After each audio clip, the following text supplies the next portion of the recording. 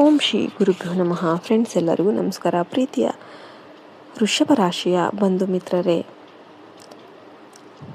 ಮತ್ತೊಂದು ಹೊಸ ತಾಜಾ ವಿಡಿಯೋಗೆ ನಿಮಗೆಲ್ಲರಿಗೂ ಕೂಡ ಸ್ವಾಗತ ಕೋರುತ್ತೇನೆ. ವೃಷಭ ರಾಶಿಯವರೇ, ಇಂದಿನ ವಿಡಿಯೋ ತುಂಬ ಮುಖ್ಯವಾಗಿರುತ್ತದೆ. ಯಾಕೆಂದರೆ ಜ್ಯೋತಿಷ್ಯ ಶಾಸ್ತ್ರ ಮತ್ತು ಗ್ರಹಗಳ ಸ್ಥಿತಿ ಹೇಳ್ತಾ ಇದೆ. ವೃಷಭ ರಾಶಿಯವರೇ, ಇಂದು ಮಧ್ಯಾಹ್ನ 5:15 ನಿಮಗೆ ಸಿಗಲಿರುವ ಯಶಸ್ಸನ್ನು ನೋಡಿ ನಿಮ್ಮ ಶತ್ರುಗಳು ಈಗ ಬೆಂಕಿಯಲ್ಲಿ ಉರಿತಾರೆ. ಅವರು ನಿಮ್ಮ ಜೀವನ ಶೈಲಿಯನ್ನು ನೋಡಿದಾಗ, ನಿಮ್ಮ ಏಳಿಗೆಯನ್ನು ನೋಡಿದಾಗ ಮತ್ತು ನಿಮ್ಮ ಅದೃಷ್ಟದ ಚಮತ್ಕಾರಿ ನಕ್ಷತ್ರವನ್ನು ನೋಡಿದಾಗ ಆ ಶತ್ರುಗಳು ಹುಚ್ಚರಾಗ್ತಾರೆ, ಗಾಬರಿಗೊಳ್ತಾರೆ. ಯಾಕೆಂದರೆ ಸಮಯ ತುಂಬ ಕಡಿಮೆ ಇದೆ. ವೃಷಭ ರಾಶಿಯವರೇ, ಅದೃಷ್ಟ ಗರ್ಜಿಸಿ ಬರ್ತಾ ಇದೆ. ಆದರೆ ಈಗ ಎಲ್ಲ ಭಕ್ತರಿಗೆ ಒಂದು ಸಣ್ಣ ವಿನಂತಿ ಇದೆ. ನೀವು ವಿಡಿಯೋವನ್ನು ಎಲ್ಲಿ ಕೂಡ ಸ್ಕಿಪ್ ಮಾಡಬೇಡಿ, ಇಲ್ಲಾಂದರೆ ನೀವು ಪಶ್ಚಾತ್ತಾಪ ಪಡ್ತೀರ. ಒಂದು ವೇಳೆ ಸ್ಕಿಪ್ ಮಾಡದೆ ತಾಳ್ಮೆ ಇಟ್ಕೊಂಡು ನನ್ನ ಮಾತನ್ನು ಕೇಳಿದರೆ ಖಂಡಿತ ನಿಮಗೆ ಲಾಭವಾಗುತ್ತೆ. ವೃಷಭ ರಾಶಿಯವರೇ, ಒಂದು ಸಣ್ಣ ವಿನಂತಿ ಇದೆ. ಇಲ್ಲಿ ಎಷ್ಟು ಭಕ್ತರು ತಮ್ಮ ಮೇಲೆ ನವದುರ್ಗೆಯರ ಆಶೀರ್ವಾದವನ್ನು ಬಯಸ್ತಾರೋ, ಅದು ದುರ್ಗಾ ಮಾತೆ ಆಗಿರ್ಬೋದು, ಲಕ್ಷ್ಮೀ ಮಾತೆ ಆಗಿರ್ಬೋದು, ಸರಸ್ವತಿ ಮಾತೆ ಆಗಿರ್ಬೋದು, ಕಾಳಿ ಮಾತೆ ಆಗಿರ್ಬೋದು, ಸಂತೋಷಿ ಮಾತೆ ಆಗಿರ್ಬೋದು. ಅಂದರೆ ಒಂದು ವೇಳೆ ನವದುರ್ಗೆಯರ ಆಶೀರ್ವಾದವನ್ನು ನೀವು ಬಯಸಿದರೆ ವಿಡಿಯೋವನ್ನು ಮೊದಲು ಲೈಕ್ ಮಾಡಿ ಮತ್ತು ನವದುರ್ಗೆಯರ ಆಣೆ ವೃಷಭ ರಾಶಿಯವರೇ ಚಾನಲನ್ನು ಸಬ್ಸ್ಕ್ರೈಬ್ ಮಾಡಿ, ವಿಡಿಯೋವನ್ನು ಖಂಡಿತ ಲೈಕ್ ಮಾಡಿ. ಕಮೆಂಟ್ ಬಾಕ್ಸಲ್ಲಿ 3 ಬಾರಿ ಜೈ ಮಾತಾದಿ ಅಂತ ಬರೀರಿ. ನಿಮ್ಮ ಮೇಲೆ ಎಲ್ಲ ದೊಡ್ಡ ದೇವಿಯರ ವಿಶೇಷ ಆಶೀರ್ವಾದ ಪ್ರಾಪ್ತಿಯಾಗುತ್ತೆ. ವೃಷಭ ರಾಶಿಯವರೇ, ನಿಮಗೆ ಗೊತ್ತಾ ನಿಮ್ಮ ಮನೆಯಲ್ಲಿ ಯಾವ ಸಂಕೇತ ಸಿಗುತ್ತೆ? ಮುಂಬರುವ ಸಮಯದಲ್ಲಿ 144 ದೊಡ್ಡ ದೇವಿಯರು ನಿಮ್ಮ ಮನೆಗೆ ಪಾದಾರ್ಪಣೆ ಮಾಡ್ತಾ ಇದ್ದಾರೆ. ಈ ಮಾತಿನ ಸಾಧ್ಯತೆ ತುಂಬ ಇದೆ ಮತ್ತು ಜ್ಯೋತಿಷ್ಯ ಶಾಸ್ತ್ರದಲ್ಲಿ ಸಂಕೇತ ಸಿಗುತ್ತೆ. ಅಂದರೆ ನೀವು ನನ್ನ ಮಾತನ್ನು ತಮಾಷೆಗೆ ತೆಗೆದುಕೊಳ್ಳಲು ಸಾಧ್ಯ ಇಲ್ಲ. ಒಂದು ವೇಳೆ ತಮಾಷೆಗೆ ತೆಗೆದುಕೊಂಡ್ರೆ ನೀವೇ ಪಶ್ಚಾತ್ತಾಪ ಪಡ್ತೀರಾ. ಹೌದು ವೃಷಭ ರಾಶಿಯವರೇ,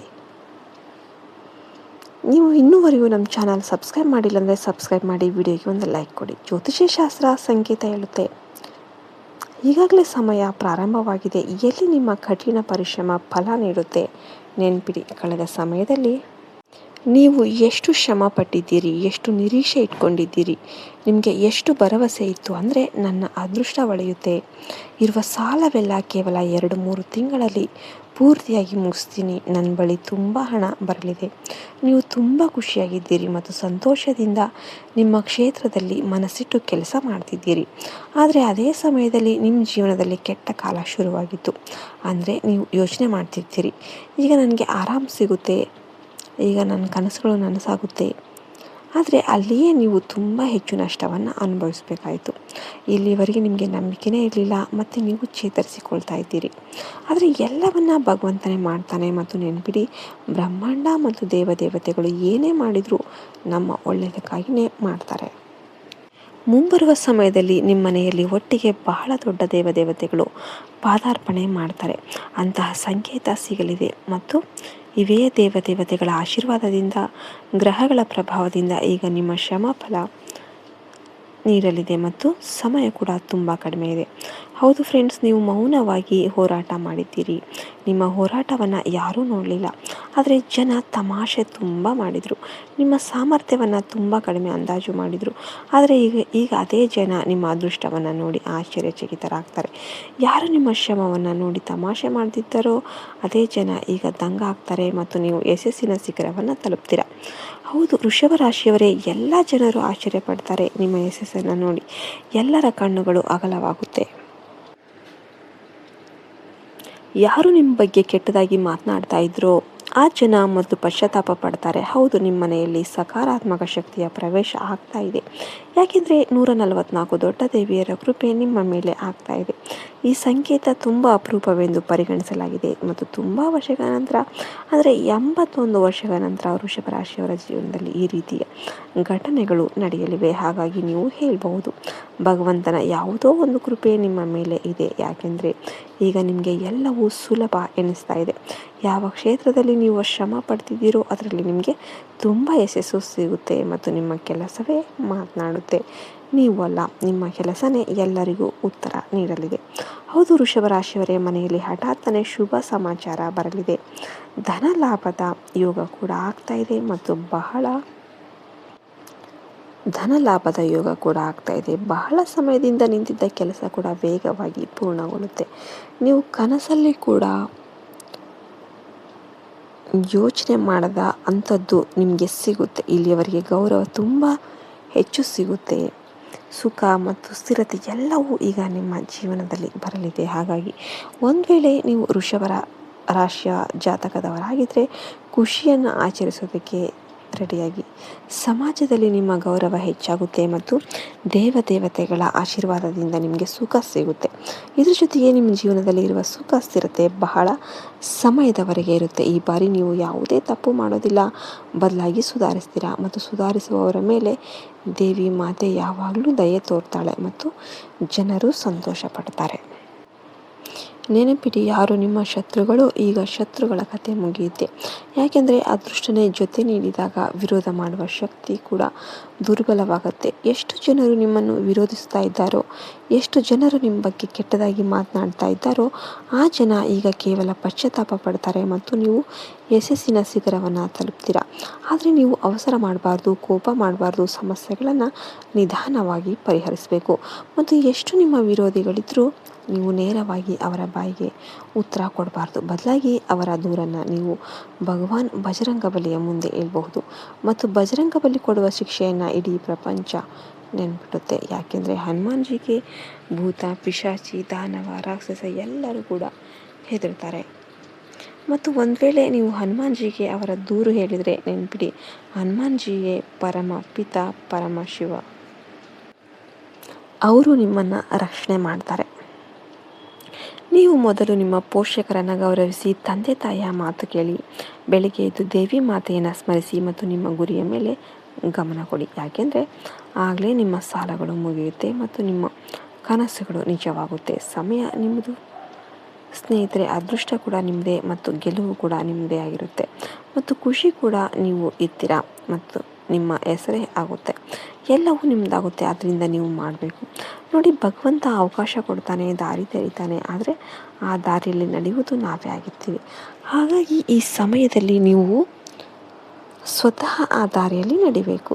ಫ್ರೆಂಡ್ಸ್, ಯಾರು ನಿಮ್ಮ ತಂದೆ ತಾಯಿಯನ್ನು ಎಂದಿಗೂ ನಿರ್ಲಕ್ಷ್ಯ ಮಾಡೋದಿಲ್ವೋ ಅವ್ರ ಮೇಲೆ ದೇವತೆಗಳ ಆಶೀರ್ವಾದ ಅಂತೂ ಇದ್ದೇ ಇರುತ್ತೆ. ಆದರೆ ಬ್ರಹ್ಮಾಂಡ ಶಕ್ತಿಗಳು ಸ್ವಲ್ಪ ಹೆಚ್ಚು ನಿಮ್ಮ ಬೆಂಬಲದಲ್ಲಿರುತ್ತೆ. ನೆನ್ಪಿಡಿ, ಭೂಮಿಯ ಮೇಲೆ ನಿಮ್ಮ ಎರಡನೇ ದೇವರಾರು ಇದ್ದಾರಾ ಅಂತಂದರೆ ಅದು ನಿಮ್ಮ ಪೋಷಕರೇ ಆಗಿರ್ತಾರೆ. ತಾಯಿಯನ್ನು ತಂದೆಯನ್ನು ಗೌರವಿಸಿದರೆ ಮತ್ತು ಅವರ ಮಾತುಗಳನ್ನು ಕೇಳಿದರೆ ನಿಮಗೆ ಆ ಪರಮಾತ್ಮ ಯಾವಾಗಲೂ ನಿಮ್ಮ ಕೈ ಹಿಡಿದು ನಡೆಸ್ತಾನೆ. ಇದು ಪರಮಾತ್ಮನ ಮಾತು. ಆದ್ದರಿಂದ ಏನೇ ಆದರೂ ತಂದೆ ತಾಯಿಯನ್ನು ಯಾವಾಗಲೂ ಗೌರವಿಸಿ ಮತ್ತು ಅವರ ಅಗತ್ಯಗಳನ್ನು ಪೂರೈಸೋದಕ್ಕೆ ನೀವು ಎಷ್ಟು ಬೇಕಾದರೂ ಶ್ರಮ ಪಡಿ. ಆದರೆ ನೀವು ನಿಸ್ವಾರ್ಥಕ್ಕಾಗಿ ಶ್ರಮಿಸಬೇಕು.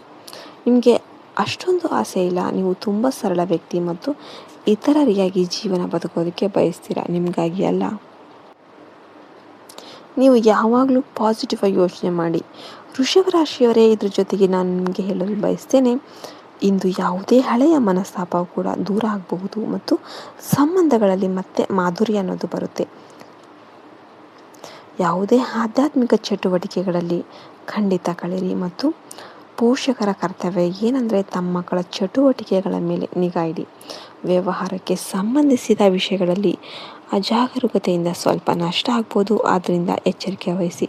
ವಿದ್ಯಾರ್ಥಿಗಳಿಗೆ ಯಾವುದೇ ಪ್ರಾಜೆಕ್ಟಲ್ಲಿ ವಿಫಲತೆ ಸಿಕ್ಕರೂ ಆತ್ಮಬಲದಲ್ಲಿ ಕಡಿಮೆ ಆಗ್ಬೋದು ಮತ್ತು ನೀವು ಹಲವು ಬಾರಿ ತೊಂದರೆಗೆ ಒಳಗಾಗಬಹುದು. ನಿಮ್ಮ ಮನಸ್ಸಲ್ಲಿ ಭ್ರಮೆ ಕೂಡ ಉಂಟಾಗ್ಬೋದು. ಯಾಕೆಂದರೆ ಈ ಸಮಯ ವೃಷಭ ರಾಶಿಯವರೇ ನಿಮಗೆ ಶುಕ್ರ ಬಲಪಡಿಸುವ ಮೊದಲು ಪರೀಕ್ಷೆ ತೆಗೆದುಕೊಳ್ತಾನೆ. ಹಾಗಾಗಿ ನಿಮ್ಮೊಳಗಿನ ಆತ್ಮವಿಶ್ವಾಸವನ್ನು ಕಡಿಮೆ ಆಗೋದಕ್ಕೆ ಬಿಡಬಾರ್ದು. ಬದಲಾಗಿ ನಿಮ್ಮೊಳಗೆ ಧೈರ್ಯ ಇಟ್ಕೊಳ್ಳಿ, ಕಾನ್ಫಿಡೆನ್ಸ್ ಇಟ್ಕೊಳ್ಳಿ. ನಾನು ಮತ್ತೆ ಎಲ್ಲವನ್ನು ಸಾಧಿಸಿ ತೋರಿಸ್ತೇನೆ. ಆಗಲೇ ನಿಮಗೆ ಶುಕ್ರ ಕೂಡ ಬಲಪಡಿಸ್ತಾನೆ. ಹೌದು, ಅದರ ನಂತರ ಒಂದು ವೇಳೆ ನೀವು ಯಶಸ್ವಿಯಾದರೆ ಪರೀಕ್ಷೆಯಲ್ಲಿ ಪಾಸ್. ಆದರೆ ಆ ಶುಕ್ರ ನಿಮಗೆ ಎಷ್ಟು ಧನ ಸಂಪತ್ತು ಕೊಡ್ತಾನೆ ಅಂದರೆ ನಿಮ್ಮ ತಲೆಮಾರುಗಳು ಕೂಡ ಕುಳಿತು ತಿಂತವೆ. ಹೌದು, ವೃಷಭ ರಾಶಿಯವರೇ ಹಾಗೂ ವ್ಯವಹಾರ ಚಟುವಟಿಕೆಗಳಲ್ಲಿ ಸಾಕಷ್ಟು ಸುಧಾರಣೆ ಬರುವ ಸಾಧ್ಯತೆ ಇದೆ ಮತ್ತು ಆದಾಯದ ಸ್ಥಿತಿ ಕೂಡ ಉತ್ತಮ ಆಗಿರ್ಬೋದು. ಸಾಫ್ಟ್ ಮತ್ತು ನೌಕರರ ಸಂಪೂರ್ಣ ಸಹಕಾರ ಇರುತ್ತೆ. ಮಾರ್ಕೆಟಿಂಗಿಗೆ ಸಂಬಂಧಿಸಿದ ಕೆಲಸಗಳ ಮೇಲೆ ಹೆಚ್ಚು ಗಮನ ಕೊಡಿ. ನಿಂತಿದ್ದ ಅಥವಾ ಸಿಕ್ಕಿ ಹಾಕಿಕೊಂಡಿದ್ದ ವೃಷಭ ರಾಶಿಯವರೇ ಇಂದಿನ ದಿನ ನೆಮ್ಮದಿ ಮತ್ತು ಆಸೆಗಳಿಂದ ತುಂಬಿರುತ್ತೆ. ವ್ಯಾಪಾರ ಮಾಡುವ ಜನರು ಇಂದು ದೊಡ್ಡ ಹೂಡಿಕೆಯಿಂದ ದೂರ ಇರಿ, ಯಾಕೆಂದರೆ ಪಾರದರ್ಶಕತೆಯಲ್ಲಿ ಕೊರತೆ ಇರ್ಬೋದು. ಗೃಹಿಣಿಯರು ಇಂದು ತಮ್ಮ ಅಂತರಾತ್ಮದ ಧ್ವನಿಯನ್ನು ಕೇಳಿ ಮತ್ತು ವಾತಾವರಣದಲ್ಲಿ ಶಾಂತಿ ಕಾಪಾಡಿಕೊಳ್ಳಿ. ಯಾವುದೇ ಸಂಘರ್ಷದಿಂದ ತಪ್ಪಿಸಿಕೊಳ್ಳೋದಕ್ಕೆ ಸ್ಪಷ್ಟ ಸಂವಾದ ಮಾಡಿ ನಿಮ್ಮ ಭಾವನೆಗಳನ್ನು ಹತೋಟಿಯಲ್ಲಿಡೋದು ತುಂಬಾ ಮುಖ್ಯವಾಗಿರುತ್ತೆ. ವೃಷಭ ರಾಶಿಯವರೇ ಇಂದಿನ ಬೆಳಗ್ಗೆ ಸ್ವಲ್ಪ ನಿಮ್ಮ ಜೀವನದಲ್ಲಿ ತೊಂದರೆ ತರಬಹುದು, ಖರ್ಚು ತರಬಹುದು. ಯಾಕೆಂದರೆ ನಿಮ್ಮ ಮನೆಯಲ್ಲಿ ದೊಡ್ಡ ಮಕ್ಕಳು ಇರ್ಬೋದು, ಹಾಗಾಗಿ ಅವರ ಶಿಕ್ಷಣದಲ್ಲಿ ನೀವು ಹೆಚ್ಚು ಖರ್ಚು ಮಾಡಬೇಕಾಗ್ಬೋದು. ಯಾಕೆಂದರೆ ಪ್ರತಿಯೊಬ್ಬರು ಇದನ್ನೇ ಬಯಸ್ತಾರೆ, ನಾವು ನಮ್ಮ ಮಕ್ಕಳಿಗೆ ಒಳ್ಳೆಯ ಶಿಕ್ಷಣ ಕೊಡಬೇಕು ಅಂತ, ಒಂದು ಒಳ್ಳೆಯ ಶಾಲೆಯಲ್ಲಿ ಓದಿಸ್ಬೇಕು ಮತ್ತು ಅವನನ್ನು ಹೆಚ್ಚು ಸಮರ್ಥನನ್ನಾಗಿ ಮಾಡಬೇಕು. ಹಾಗಾಗಿ ಹಣ ಖರ್ಚಾಗುತ್ತೆ. ಹೌದು, ಹಾಗಾಗಿ ಈ ಸಮಯ ಸಾಧ್ಯತೆ ಇದೆ ಹಣದ ಖರ್ಚು ಆಗಬಹುದು. ಇನ್ನು ಆಲೋಚನೆಗಳಲ್ಲಿ ಅಸ್ಥಿರತೆ ಇರುತ್ತೆ ಮತ್ತು ವಿವಾದಾತ್ಮಕ ವಿಷಯಗಳಲ್ಲಿ ಪಕ್ಷ ದುರ್ಬಲ ಆಗ್ಬೋದು. ಆದಾಯದ ವಿಷಯಗಳಲ್ಲಿ ಹಿನ್ನಡೆಯ ಸಂಕೇತ ಅನ್ನೋದು ಕಾಣಿಸಿಕೊಳ್ಳುತ್ತೆ. ಇನ್ನು ಪ್ರಾಬಲ್ಯ ಸಾಧಿಸೋದಕ್ಕೆ ಸಹೋದ್ಯೋಗಿಗಳೊಂದಿಗೆ ಕಠಿಣ ಸ್ಪರ್ಧೆ ಮಾಡಬೇಕಾಗ್ಬೋದು. ಜಮೀನಿನ ವಿಷಯದಲ್ಲಿ ಜಾಗರೂಕರಾಗಿರಿ. ಸಾಲ ತೆಗೆದುಕೊಳ್ಳುವ ಯೋಚನೆ ಇದ್ದರೆ ಕಾಯಿರಿ.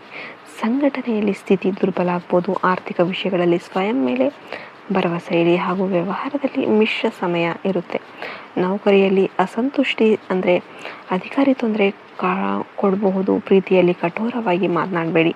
ಅದೇ ಜೀವನದಲ್ಲಿ ಮಾಧುರ್ಯ ಕೂಡ ಬರುವ ಪ್ರಬಲ ಸಾಧ್ಯತೆಗಳಿರುತ್ತೆ. ವೃಷಭ ರಾಶಿಯವರೇ ಭಗವಾನ್ ಶಿವನಿಗೆ ಒಂದು ವೇಳೆ ಹಸಿ ಹಾಲು ಮಿಶ್ರಿತ ನೀರು ಅರ್ಪಿಸಿದರೆ ಮಹಾದೇವನ ಆಶೀರ್ವಾದ ಪ್ರಾಪ್ತಿಯಾಗುತ್ತೆ. ಮತ್ತು ನೀವು ಯೋಚನೆ ಮಾಡ್ತಿದ್ದೀರಿ ಕೊನೆಗೆ ನಮ್ಮ ಮನೆಗೆ 144 ದೇವಿಯರು, ದೊಡ್ಡ ದೇವಿಯರು ಹೇಗೆ ಬರ್ತಾರೆ ಅಂತ. ನೋಡಿ, ಯಾವಾಗಲೂ ದೇವತೆಗಳು ನಿಜವಾದ ರೂಪದಲ್ಲಿ ಬರೋದಿಲ್ಲ.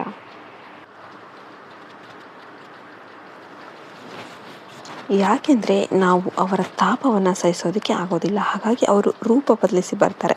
ಸಣ್ಣ ಜೀವ ಜಂತುಗಳ ರೂಪದಲ್ಲಿ ಬರ್ತಾರೆ, ಅದೃಶ್ಯ ರೂಪದಲ್ಲಿ ಬರ್ತಾರೆ ಮತ್ತು ನಮ್ಮ ರಕ್ಷಣೆ ಮಾಡ್ತಾರೆ. ನಿಮಗೆಲ್ಲರಿಗೂ ಕೂಡ ವಿಡಿಯೋ ಇಷ್ಟ ಆಯ್ತಂದರೆ ವಿಡಿಯೋಗೊಂದು ಲೈಕ್ ಕೊಟ್ಟು ಜೈ ಮಾತಾದಿ ಅಂತ ಕಮೆಂಟ್ ಮಾಡಿ.